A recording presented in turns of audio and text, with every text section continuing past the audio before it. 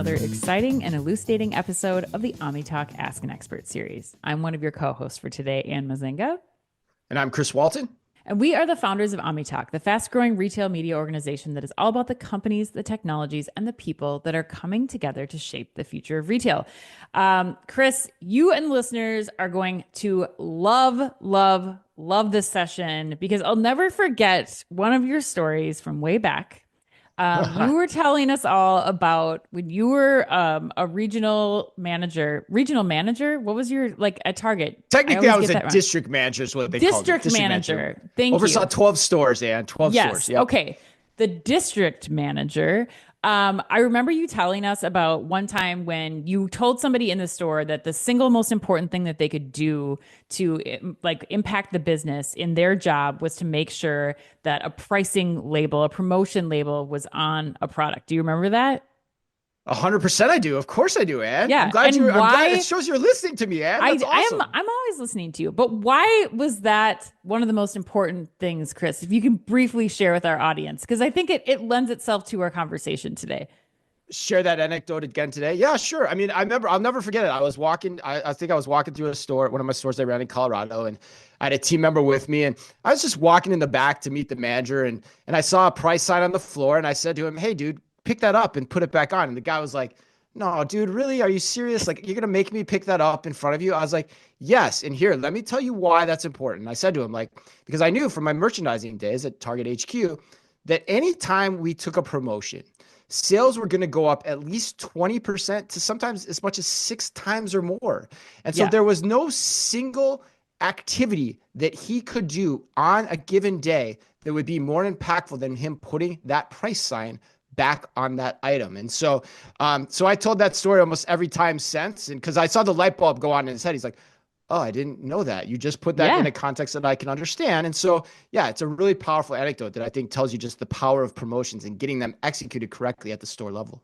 Yes, and the importance of pricing optimization. So we've heard we just came back from a conference, FMI, the Food Marketing Institute down in Florida, where we were talking to tons of retailers, especially retailers in the grocery space.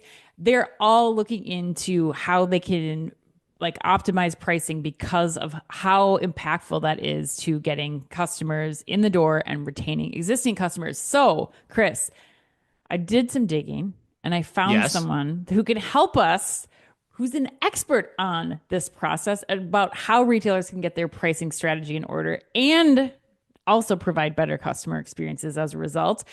We have called on Matt Pavich, the Senior Director of Strategy and Innovation at Revionics. So let's welcome him to the show. Matt, how are you doing? Thanks for joining us and taking time to educate all of us here on OmniTalk today. Doing great. Thanks for having me. Very excited to talk with you both today. Yeah, I'm excited to pick your brain and get your opinion on how retail should navigate the pricing environment, especially in today's macroeconomic climate too. There's a lot going on here, Matt, that we're excited to talk to you. So, but before we get started, just a quick reminder for those watching live on LinkedIn, feel free to ask your questions of Matt or Ann or myself at any time via the chat session window in LinkedIn, just the right-hand side of your screen if you're on your desktop, or below if you're on your mobile phone. Put them in there and let's get it going. All right. Well, Matt, before we dive in, we mentioned that you're an expert in this area. So why don't you give us a little bit of your background and a little bit about your role and what Revionics does, if you don't mind? Yeah, great. So a lot of people say they grew up in retail. I actually did grow up in retail. My parents owned a store. I was walking around the store as a toddler, like learning running a small store. Yeah. So what kind of store? It was a convenience store, gas station, selling all the, traditional convenience store things, candies, coffee, tobacco, that sort of stuff. So I did literally grow up in retail, and that continued all the way through stocking shelves at Myers as I was growing up in Michigan, to pay for college. Yep. So I've been in the trenches. I've hung those price tag signs. But, more probably relevant to today's audience. I also worked at Target. So good to see a fellow, person from my Target time, where I worked at headquarters as a merchant in several functions, a grocery buyer. I was a pharmacy buyer. I helped develop some private label products. And then also helped with some, strategic initiatives like the launch of the original Cartwheel app, which is now called Circle. from there, I moved to Revionics. And what's great about Revionics is, I've been here for 12 years in multiple roles, really continuing to wear that retailer hat and helping retailers develop the best pricing practices possible with the best pricing solution to really help them drive their business objectives. So a little more about Revionics. We do price optimization. We're really focused on having the best pricing AI in the market. We work with, many top retailers, 12 of the top 50 retailers, in more than 35 countries. And our goal is to really help them have the right price for their consumers at all time and really help them implement their strategies in a way that's meaningful for them. And, every company has a different strategic need, a different goal, objective, but you mentioned it right now, pricing is king. So it's a good time to be in pricing, and we're really lucky to have some great retail partners and work with them to build some fantastic pricing strategies. So. And Matt, because this question is actually more important than probably people realize, is that pricing optimization both in stores and online? Yeah, I mean, pricing optimization is whatever channel, whatever store, whatever customer.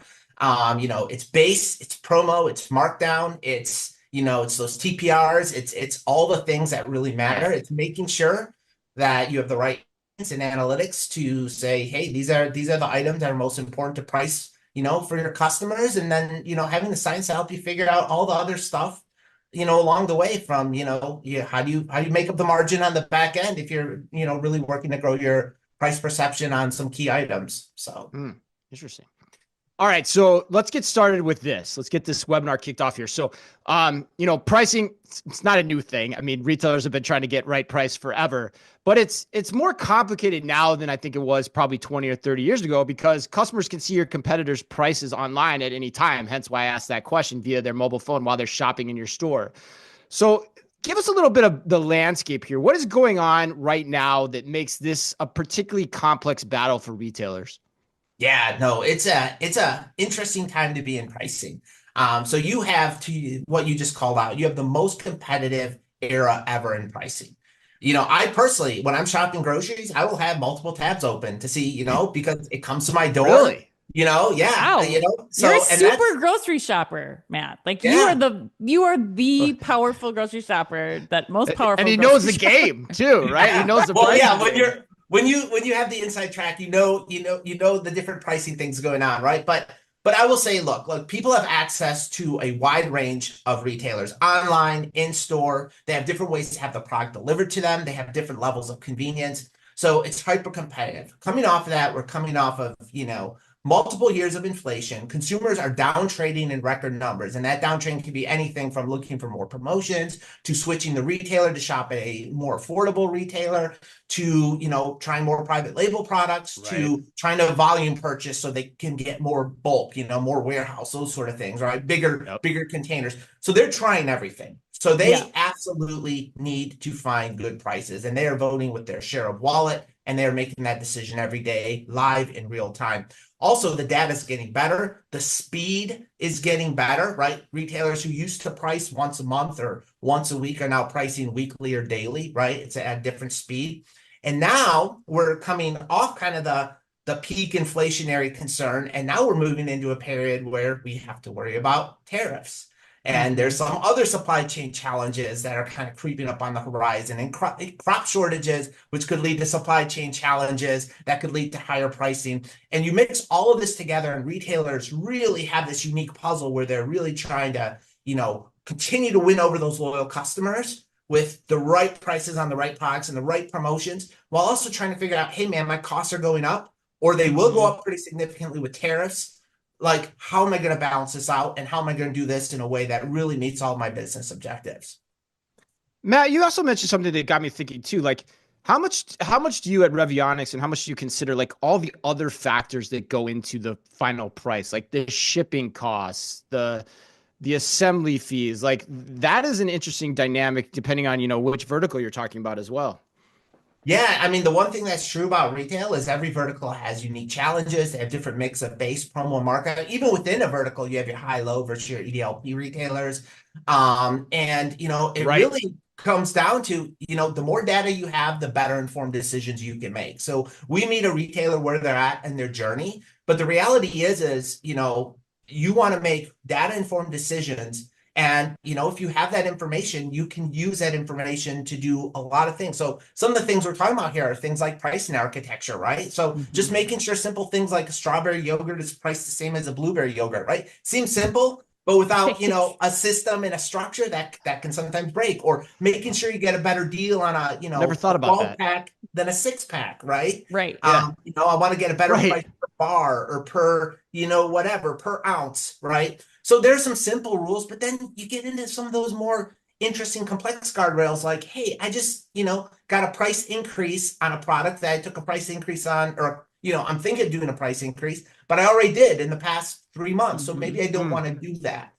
To things that are more, along the lines of ethical pricing, right? Like I took the price up on men's razor blades and women's razor blades at the same time. So I'm not, disenfranchising any customers, right? So these are the things that retailers want. And then you just have tons of other things like any number, right? You don't want to have a price point that ends in a 6 or a 4, right? So there's a lot of basic guardrails that you want to apply and rules. And the more data you send and the more you talk through your strategy and understand what's important to you, the better you can set up your pricing solution to really meet all those needs while really delighting your customer and, getting the business objectives that you want to achieve. Yeah, man, I want to dive into that a little bit more because I think there's no doubt that especially the grocery retailers that are listening right now that are joining us are thinking about that. But as you mentioned, this is a low margin industry. It's difficult to take this investment in this day. Like, yes, we want to do it, but do we have the cash to support making an investment in pricing optimization technology? So I'm wondering if you can just dive into a little bit on like how some of your customers or some of the retailers that you've worked with have seen kind of this return on investment, and not just for the bottom line, but I also think there's a really key component here to the customer experience that I want to make sure that we really dive into as well. Yeah, no, really great question. So first of all, at the end of the day, if you really think about retail, there's multiple levers you can pull, but a lot of them take time. You can't change your supply chain overnight. You can't rebuild your assortment overnight. You can't build 1,500 new locations overnight. Though some retailers are pretty good at building a lot of locations fast, right? But one thing you can do really quickly, the fastest lever you can pull is pricing. And pricing impacts so much. It impacts margin, units, volume, price perception, brand perception, your competitive position, your private label relationship with national brand products, so your private label strategy, your inventory situation. You have too much inventory, you take prices down, you can move through it, right? So pricing is critical. And I think we know over the past 4 years, looking at survey after survey after survey, consumers care about pricing. Pricing is a top concern for consumers. So first of all, if it's the most important thing to your consumers, it's worth investing in. Second of all, the beauty of pricing is it's quantitative. So not only is there an easier way to calculate the ROI of investing in your pricing strategy, but it's a proven investment. It's been a proven investment now for over 20 years. In fact, Gartner came out with a study. AI is all the rage. Everyone likes to talk about AI. I'm going to talk a lot about AI, hopefully later, because we love AI. But they looked at over 20 use cases for AI in retail, and at the end of the day said pricing, promo, and markdown optimization is the #1 use case, both in feasibility and in value for retailers. It's proven, it works. We work with a lot of retailers. They invest in their pricing, and then the profits and ROI that they've generated from that, they've then been able to reinvest in other areas of their business or further expand their pricing journey. Okay, they invested in having better promotions, and now they're able to invest in better markdowns or better base pricing practices and now better promotions. Or they're just taking that profit and they're reinvesting in their price position. So it's a virtuous cycle, right? So there's a lot of things you can do, but one thing's for clear, it's pricing is important to customers. It drives value. It's a high ROI investment, and retailers should be, looking at their pricing capabilities now more than ever, especially with tariffs and other things on the horizon. Matt, is there any way that customers are like seeing this visibly? Like, I mean, I think back to the days where like you'd see like other retailers are charging this much, we're charging this much. I mean, how does that take shape in like from a customer view perspective? Yeah, price perception is interesting, right? Because there's a psychological element of it. So Yeah. there's the real-time truth. You can go on 2 browsers and see price A versus price B, and in real time, say this one has a better price. But for true price perception to set in, it's those thousands of little things, those kind of Gladwellian sort of, like I'm experiencing this now, I'm experiencing this. There's all those heuristics. So to really have a great pricing strategy, it's not about the one and done. It's not even about necessarily, just having lower prices on everything, right? It's about using the analytics to say, these are the products that matter most to customers based Right. on what the data is saying and what they're actually choosing with their purchase behavior. So a good example, right, is, regional pricing. Let's say you're a national grocer, right? Yeah. Yeah. You have some products like Goya black beans in Miami are going to be a price perception driver. You have to have a good price on that product there, but maybe not in other markets, right? So it's important to not just have good prices, but it's important to have good prices on the items that matter the most and really build that price perception over time.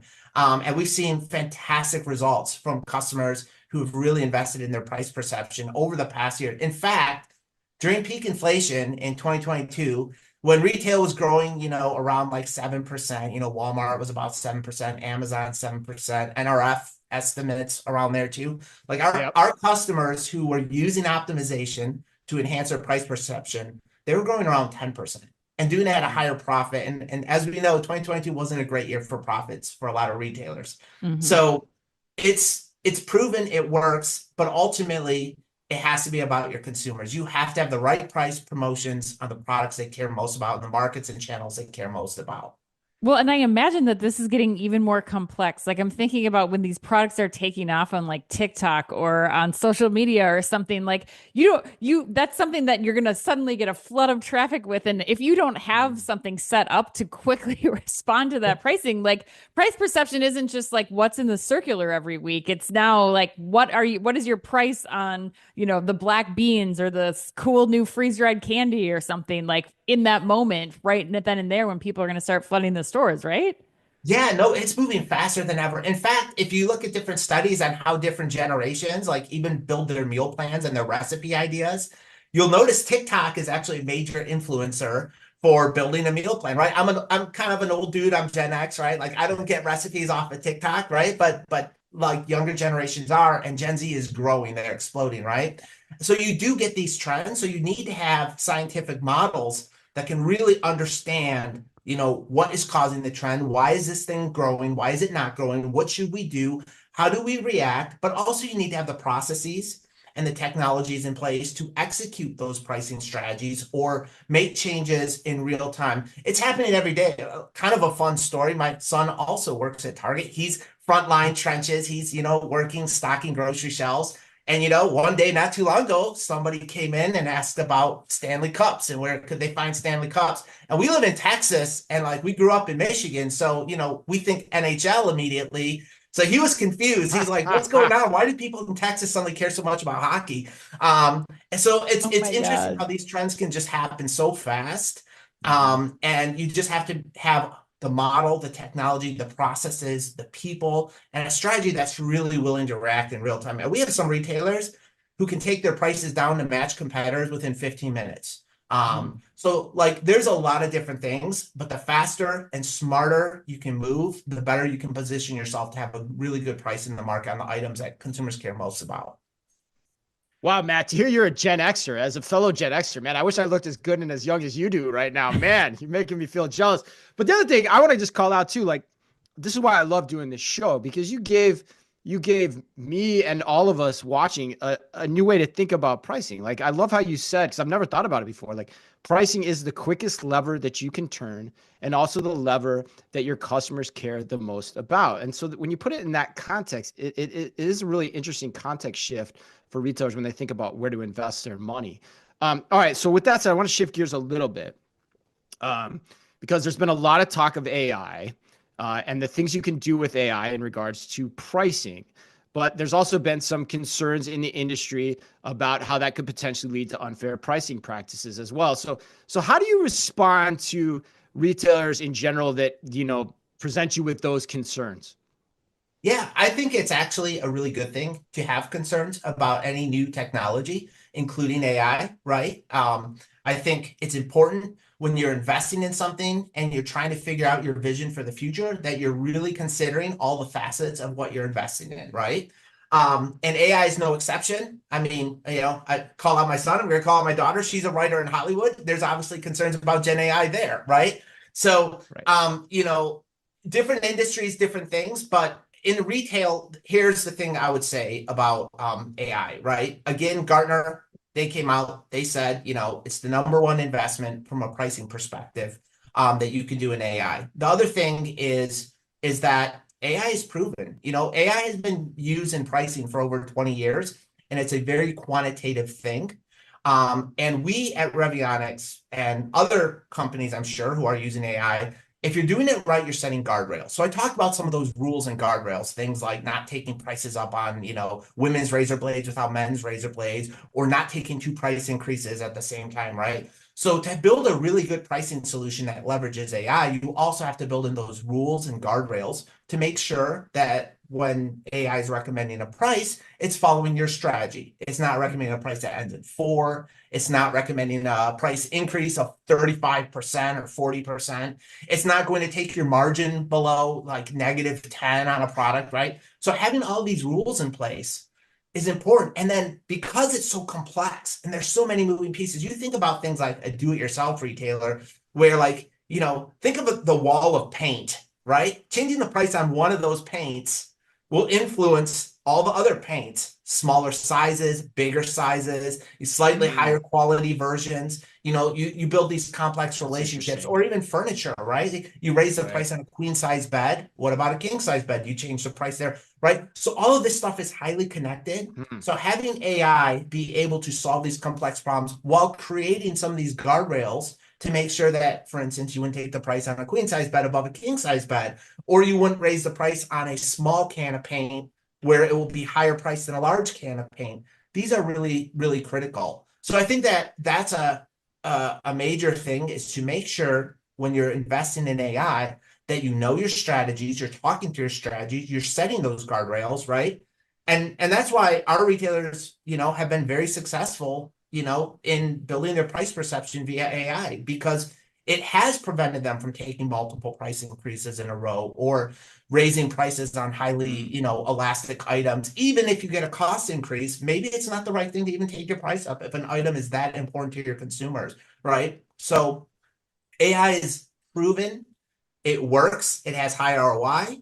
You can use it for profits or you can use it for revenue. But right now, honestly, retailers are using it for price perception. And, I think that, if you have the right strategies in place, you don't need to worry about some of those concerns. So Matt, it sounds like indirectly you're also arguing that pricing optimization is good for then both consumers and retailers. Am I reading between the lines here, or is it not that simple? Yeah, it's a win-win. And why? really, if you think about it, right, what is AI trying to do? AI is trying to tell you, and price optimization, when you combine them, it's trying to tell you which items should I take prices up on, which items should I take prices down on, right? But where is it getting that information? It's getting that information from what consumers have voted for with their own purchasing behavior. So if consumers have clearly demonstrated that a product is highly elastic, meaning highly susceptible to, if you change the price, you're going to change volume significantly, then AI and price optimization is going to do everything it can to lower price on that product. And that is the goal. You want to have the best price, because here's the reality. Most retailers can't get into a price war on every single item with Walmart, Amazon, all the price leaders like Aldi, right? So you have to be strategic and analytical and say, these are the items that I'm going to go all in on, price very aggressively, and then leverage the AI and optimization to find opportunities to balance out the margin in other areas, right? But it's not just the direct impacts as well. It's also understanding affinities and cannibalizations. I change the price on this item. How does it impact these 15 other items, right? The thing that's interesting, though, is that the primary use case for AI and price optimization is price perception, right? It's easy to gain profits. Anyone can raise prices and increase margin, increase profits. But to be fast, to match your competitors, beat your competitors, to really price well on the items that they care most about without, bleeding margin, you need to have a sophisticated solution. And the beauty of it is, in these past several years of inflation, I look at the portfolio of Revionics customers in every region, every segment of retail, they raise their AURs less than their competitors. So prices were actually raised less by our customers than the market in general. So it was a net benefit to consumers. And price perception is such a key yeah, factor for driving traffic. That's really, yeah. I've never thought about that in terms of AI and its value. We had That's a really cool. customer gain 33% share in a major European market because customers flocked to them at a time when inflation was high.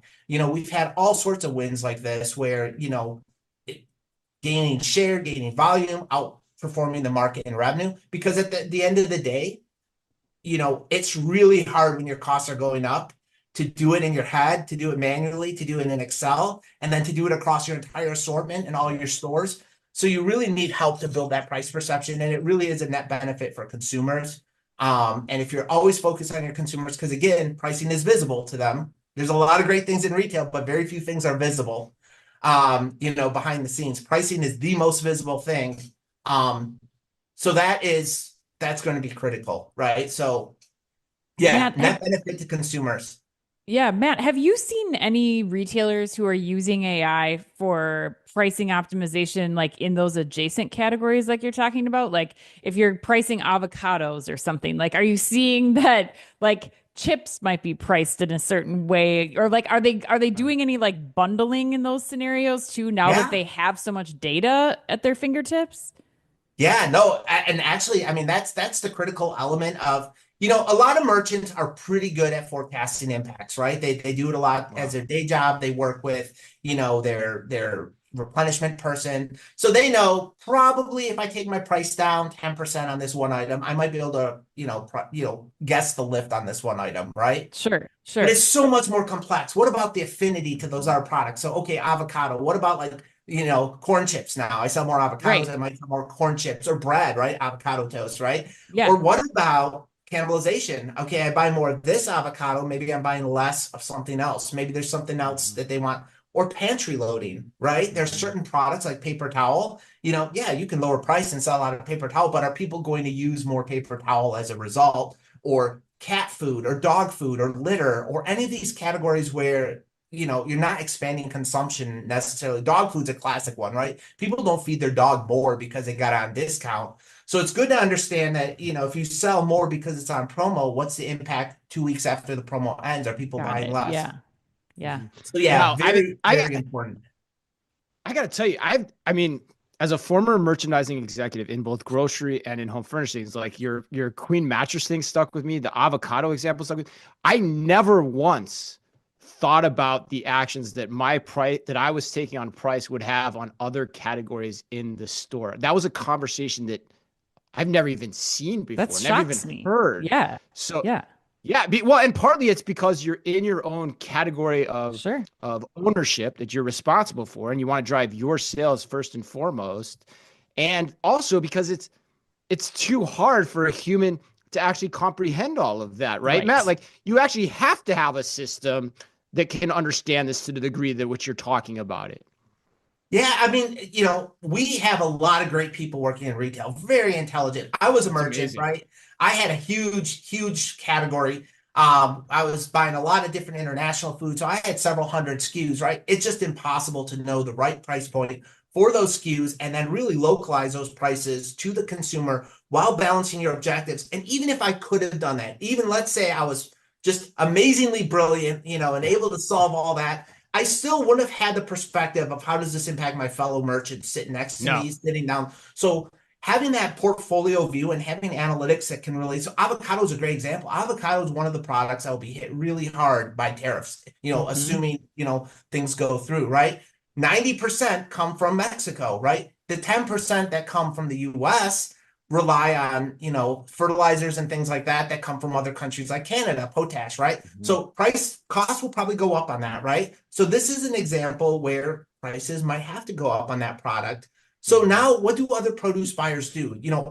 Most oranges come from the US, right? So now you're looking at total shifts in, maybe like financial objectives for these different merchants, because the cost structure is changing so much for one of them, while the other one might actually have some surplus on the other side because now maybe there are fewer exports of oranges. Now you might actually be able to get better pricing there. So having analytics to really understand what happens if I change the price here versus here, how do I restructure? Maybe this category used to be a margin category, now it can be a traffic category, and vice versa. To have that at a portfolio level and present that to, executives, SVPs of merchandising, C-suite, and say, look, here's a way that we can, even though there's an issue hitting this business, we can make up for it with this business, and here's how we're going to do it in a way that makes our customers happy. That's powerful. Yeah, and Matt, the other point too that I just want to call out for the audience is you're essentially making an argument for centralized pricing operations within a retail organization too. That's just such a complex endeavor that you have to have a centralized center of excellence to be able to manage pricing in this way versus farming it out to different teams. I'm assuming, is that correct? Would you advocate for that? Yeah, we're actually seeing that is generally the best trend. practice. Now, I would say we still see merchants own most of their pricing, right? They own their P&Ls.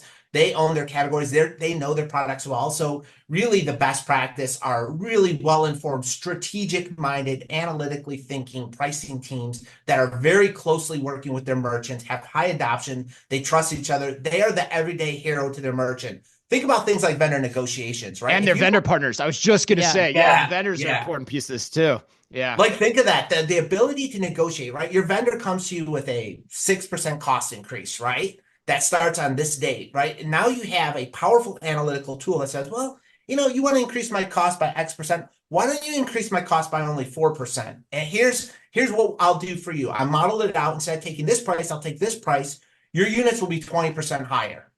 So I'm guaranteeing, or you can use it for other things. You can say, okay, raise my cost this much. Look what will happen to your mix versus my private label product. My private label product is going to gain 10% share of wallet in my aisle versus your product. So there's so much you can do with these powerful tools. And honestly, I never had that data. Ever had that? I know. Data. I know. We had a decent negotiation situation there in Minneapolis, but I mean, just the power of these tools is just like critical. I mean, and honestly, it's not about us versus them. If you want to be that type of merchant, I was always a collaborative merchant.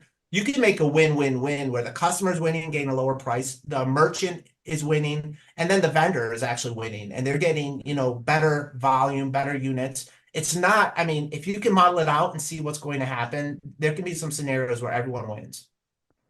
Well, Matt, you've given us so many great examples today. And I think, especially with the tariffs example too, like I think you're making the case for why this pricing optimization needs to be happening in real time. It's one thing we've heard just even over the course of the last week since this has been moving so quickly is that you don't have the time to do weekly meetings on these things anymore. You have to be able to respond and react in real time. So I'd love to kind of close with some prognostication from you. Where do you think, especially with AI being involved in retail pricing, what innovations can retailers expect here? And especially, what are you thinking about as Revionics? Like, where are you investing time and where do you think things will be going? Yeah, definitely. So one of the things we're going to see is just more electronic shelf labels. That kind of lives outside of Revionics, but it's very core to pricing. As processes are speeding up, pricing is becoming more dynamic. Consumers are moving fast. Competitors are moving fast, right? The ability to have the, change signs really quickly so you don't run into the issue that Chris talked about at the beginning where a tag falls on the floor too. Right. It's going to be critical. And the second Walmart and Loblaw has moved, I mean, it used to be this thing that happened in Europe and North America was kind of flirting with ESLs for a long time. No, it's coming. It's real. The biggest retailers in North America are doing it. So this is happening, right? And that's great from a price optimization perspective because now you have more power to do a lot of things. Even markdowns, you don't have to take only 2 or 3 marks. You can take as many as you need because it's going down every time. Customers love it. You can be more strategic, more analytical. What we're excited about at Revionics is the direction of AI, right? So we've had fantastic pricing AI for 21 years.